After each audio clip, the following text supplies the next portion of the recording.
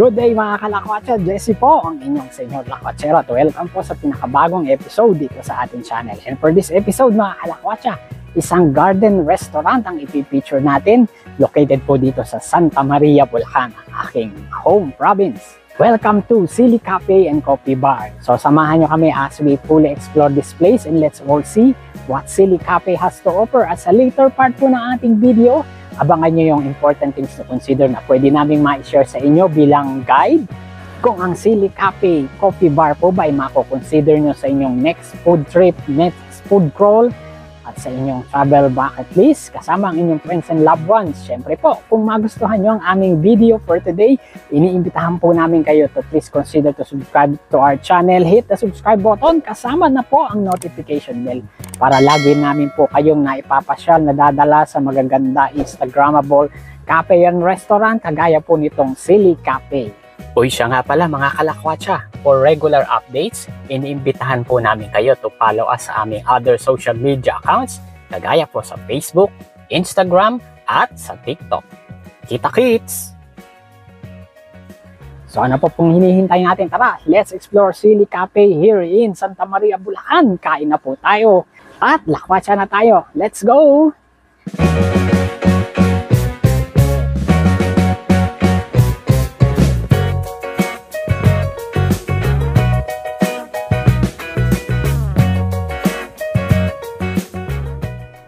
Good day mga pogi at magaganda naming mga kalakwatsa at welcome po sa pinakabagong episode dito sa ating channel. Sana po ay okay kayong lahat habang nanonood dahil isang garden, cafe and restaurant located po dito sa Santa Maria, Bulacan ang dadayuhin natin. O ayan, wala kayong problema sa parking dahil maluwang ang parking space nila. Sa labas pa lang ng cafe and restaurant na ito ay feeling so close to nature na kayo dahil sa mga nakapalibot na puno at halaman. Kaya naman, huwag na nating patagalin, tara na at ating pasukin ang indoor dining area ng Silly Cafe. Sa entrance ay may mini fountain na para bang nag-i-invite to have a relaxing dining experience. Sa pagpasok ay sasalubong sa inyo ang kanilang counter area kung saan tayo o-order ng ating mga pagkain. Mix of modern, industrial, and country ang theme at interiors ng cafe and restaurant na ito. Ang fasad ng restaurant ay binubuo ng glass panels kaya naman may sapat na natural light sa loob ng cafe. Maaliwalas at maliwanag ang mga dining tables sa tabi ng glass panels kaya naman tiyak nagaganahan kayong kumain. Dito naman sa bandang gitna ang dining spot na kunin ninyo kung gusto ninyo na may konting privacy para hindi kayo nadidistract ng mga dumadaan palabas at papasok ng Silly Cafe. Sa aming pagmamarite sa loob ng Silly Cafe ay napansin namin na maayos at very organized sila sa kanilang mga gamit at mga display items.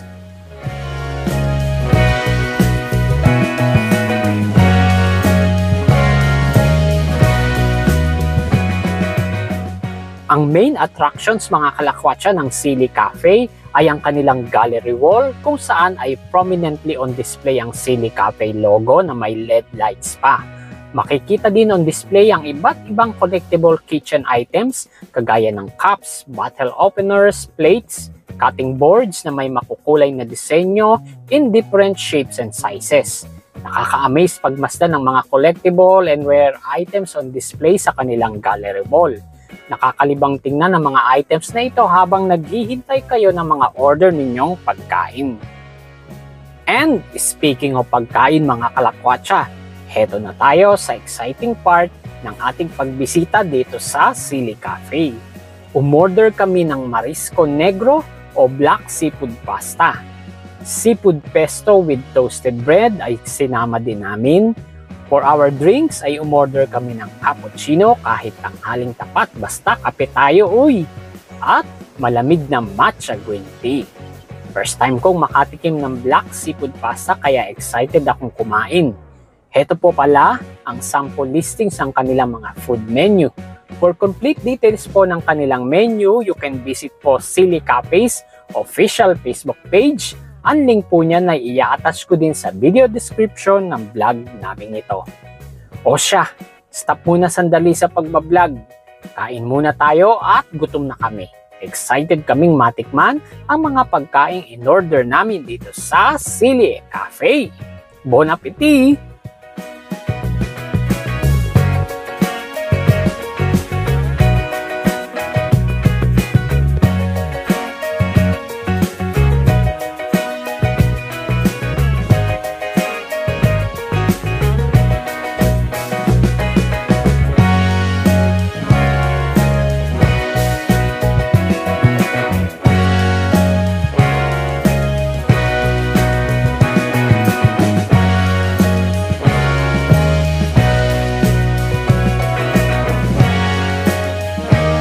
Pagkatapos kumain at para medyo matagtag dahil sa busog, naglibot pa kami mga kalakwatsa sa labas para makita ang alfresco at garden dining area.